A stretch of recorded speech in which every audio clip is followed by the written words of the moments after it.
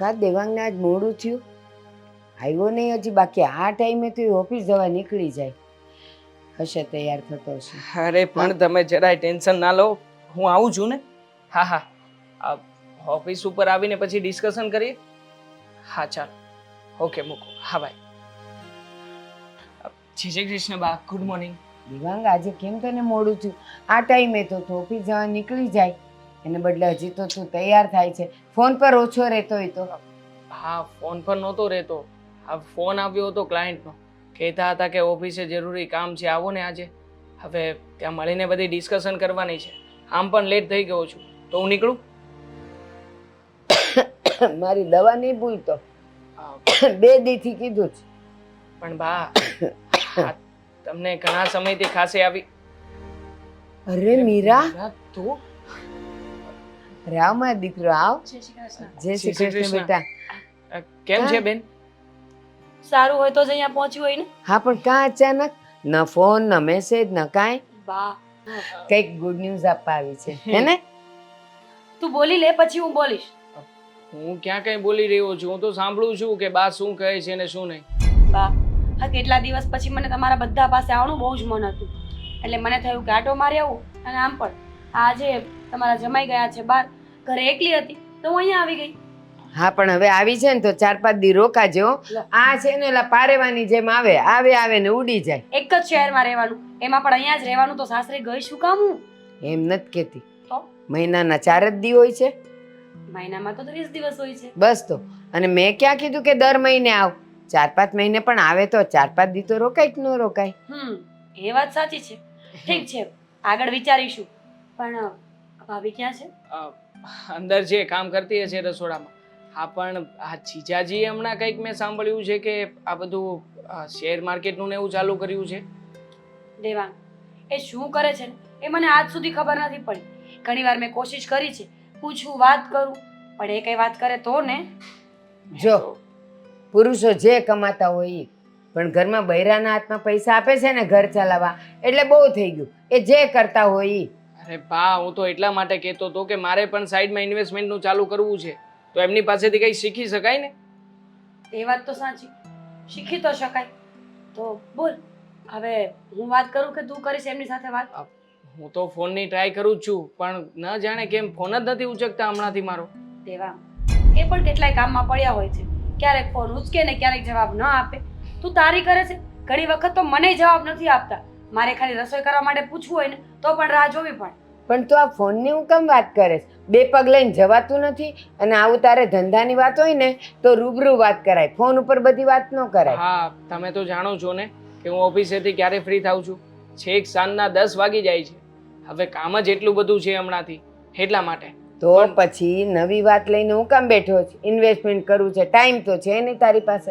હા, મેં તે આ બેન તો આવી જ છે ને અહીંયા, એટલે નક્કી જીજાજી તેડવા આવશે તે દિવસે વાત કરી લઈશું અમે. સાચી વાત છે તારી. આપણે એવું કરીએ ને, હું અહીંયા રોકાઈ જાઉં અને મને લેવા માટે તો આવવું જ પડશે. ત્યારે તો બધી જ વાત કરી લેશે. અને કેજે પાછી આવે ને તો સ્પેશિયલી ટાઈમ કાઢીને આવે. આપણે બધાએ બહાર ફરવા જઈએ સાથે મળીને. સાંભળ ને, હા, આને લેવા આવે ને તરત મોકલી નહીં દેવાના.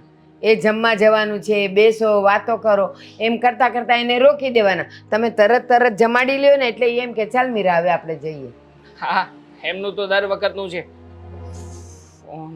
હા હા, પહોંચું છું, નીકળી ગયો. હા, નીકળી ગયો. હા, જો બા, અરે ક્લાયન્ટનો ફોન છે, ક્યારના ફોન ઉપર ફોન કરી રહ્યા છે. હવે એને થોડી ખબર હોય કે મારી બેન આવી છે ઘરે મળવા માટે. આ તો વાંધો નહીં ને, તું જા, આપણે સાંજે બેસીશું. ઠીક છે, તો હું રજા લઉં. હા, જા. આ બેન આવી છે તો એને ભાવતા ભોજન બનાવજો. ના રે ના, હું તો ખાલી ચા પીવડાવીશ. મારે ક્યાં ખવડાવવું છે એને? જોયું? હોશિયારી કરે જ તે. બેન તારી જ છે કા, મારી કાંઈ નથી. હા, ઘરમાં તો હજી એવું ને એવું જ છે. આ તારા ગયા પછી કોઈ ફરક નથી પડ્યો. ખબર છે મને. મારી દીકરી આવી છે ને, આજે આલુ પરોઠા બનશે, એને બહુ ભાવે છે. આલુ પરોઠા ને દહીં બુંદી, કા બેટા? હા, ચાલો હું નીકળું. જા. જય શ્રી કૃષ્ણ બા. એ જય શ્રી કૃષ્ણ. હાચવીને જજે. હા બા. મમ્મી ચાલુ ગાડીએ ફોન નથી છોડતો કાન પરથી. આ જો સરકારે કાયદા કાઢ્યા છે કે ફોન નહીં વાપરવાના, તોય તે આજકાલના છોકરામાં ને ન માને.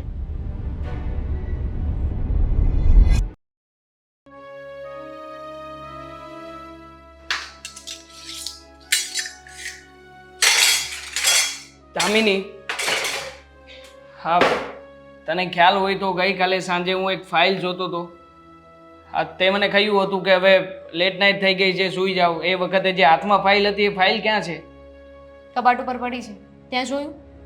માય ગોડ, કબાટ ઉપર પડી છે અને તે મને યાદ પણ ના અપાવ્યું. અરે મને થોડી ખબર છે કે તમે શું વિચારો છો, તમારા મનમાં શું ચાલી રહ્યું છે. તમે આવીને પૂછો તો મને ખબર પડે ને કે તમને શું પ્રોબ્લેમ છે, શું જોઈએ છે. અરે બકા, વાંક તારો નથી, વાંક મારો જ છે કે હું ફાઇલ ભૂલી ગયો હતો. તો પછી પ્રોબ્લેમ કેટલો મોટો થઈ ગયો તને ખબર છે? આ ક્લાયન્ટ આવ્યા હતા, એમને અમારે આખો પ્રોજેક્ટ સમજાવવાનો હતો. મારે નથી સાંભળવું. આ તમારું ઓફિસનું છે ને રોજનું છે. હા, મને એવું લાગે છે કે ઓફિસે જાઓ ને ત્યારે મગજ ઘરે મૂકીને જાઓ છો. આ થોડા દિવસથી તમારું કામમાં કંઈ ધ્યાન જ નથી. આ કંઈક ને કંઈક ભૂલી જાઓ છો. યા તો પછી ઓફિસેથી ફોન કરો કે આ વસ્તુ ક્યાં છે, આ શું થયું છે. હવે મને કેમ ખબર પડે? કોણ જાણે કેમ, પણ આ હમણાંથી છે ને મગજ જ કામ નથી કરતું. આ સરખી રીતે કોઈ પણ કામમાં ધ્યાન દઈએ ને તો પણ ગમે તે ગોટાળો થઈ જ જાય છે. અને ખાસ હમણાંથી પેલો નવો છોકરો આવ્યો છે, રાહુલ. આખો દિવસ એને કામ સમજાવવાનું રહે છે અને સમજાવ્યા પછી પણ કંઈક તો લોચો મારે છે. પણ થાય હવે. તમે જ કહ્યું ને કે નવો છોકરો છે, તો એ શીખતો હોય ત્યારે વાર લાગે. એમાં એટલો ગુસ્સો ના કરવાનો હોય. કેટલો સમય શીખવામાં કાઢશે? હા, હવે તો મને થઈ રહ્યું છે કે હકીકતમાં એમને રાખીને છે ને મેં મોટામાં મોટી ભૂલ કરી છે. મારી પગાર પાસે- ચૂકવવાનો ને ઉપરથી ભૂલ સહન કરવાની. મારી પાસે આનો એક રસ્તો છે. શું છે? તમારું મગજ બહુ તપેલું રહે છે ને કામમાં ધ્યાન નથી આપી શકતા. આજ રાત્રે ઘરે આવો ને ત્યારે હેરમાં ચંપી કરી આપીશ, તેલ નાખીને. હા, ખબર છે. હા, તું ચંપી કરે ને, હા, પછી ન જાણે કેમ આ બધું ટેન્શન ખતમ થઈ જાય છે. પણ આ બધી વાત તો સાંજે થશે ને. આ બધી વાત છોડ. અમારા બેન બા આવ્યા છે, ક્યાં છે? મળ્યા કે નહીં તને? ના, બેનબા પાસે એટલો સમય કે મને મળે.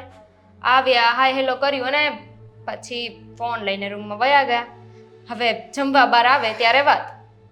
હા, મીરા પણ ખરી છે. હા, આવી રીતે તને બોલાવી પણ નહીં. પણ તારે એને બોલાવાય ને, તારે તો જવાય ને. પણ શું થયું? બાર તડકામાંથી આવ્યા છે, થાકી ગયા છે, આરામ કરતા હશે. એમ પણ ક્યાં અત્યારે પાસે જતા રહેવાના છે? હજુ રોકાશે ને થોડી વાર, વાત કરી લઈશ. ઠીક છે, પણ આ જમવાનું શું બનાવ્યું છે? એને ભાવે જ બનાવ્યું છે ને પાછું? આના કર ઉલટાની બધી ફરિયાદો બાને કરશે. હા, એ વાત તો સાચી. આ બેનબાનું છે ને મને સમજાતું નથી. આ ઘરે આવે ને એમને ભાવતું ના બનાવી દઉં ને પછી રાડે રાડ કરે છે. બાકી ગમે એટલી મોટી વાત હોય ને તો કોઈ દિવસ મન પર નહીં લે, પણ આ જમવાની વાત તરત મન પર લઈ લે. એ જ કહેવા માંગુ છું. આ તરત જ ઘરમાં હોળી થશે. અને આમ પણ આ સાંજે ફરી પાછો ઓફિસેથી ઘરે આવીશ ને એટલે બા તરત જ મને ઉધડો લેશે કે તારી પત્નીને આટલી ખબર નથી પડતી કે ઘરમાં શું બનાવવું શું નહીં. ડોન્ટ વરી, તમે ચિંતા ના કરો. આ બેનબાને શાક પૂરી અને દૂધપાક ભાવે છે ને તો હું એ જ બનાવીશ. હા, ઓકે. આ બા કંઈક આલુ પરોઠાનું પણ કહેતા હતા, તો ધ્યાન રાખજે, પૂછી લેજે. કદાચ આલુ પરોઠાનું કહે તો એ પણ કરી નાખજે. બપોરે આલુ પરાઠા? સવારે હોય કા રાતે હોય? બપોરે? તો સાંજનો પ્રોગ્રામ ગોઠવજે. સાંજે હવે બેનબાની સાથે વાત કરીને નક્કી કરીશું, જો રોકાય તો. હા, પણ ઠીક છે. તમે કેમ આજે વહેલા વહી આવ્યા? આ લંચ બ્રેક તો હજુ પડ્યો નથી. ફાઇલ લેવા માટે આવ્યો છું. આ ફાઇલ લઈને જઈશ અને ક્લાયન્ટને પહેલાં તો હું આખો પ્રોજેક્ટ સમજાવીશ. આ ક્લાયન્ટ સમજે તો ઠીક છે, નકર પછી આ પાર્ટી પણ હાથમાંથી ગઈ. તું જાણે છે ને આ કેટલી મહેનત કરી રહ્યો છું. હા, પણ હવે આવ્યા છો ને તો જમીને જ જજો. ખોટું અત્યારે પાછા ઓફિસે જશો પછી પાછા આવશો.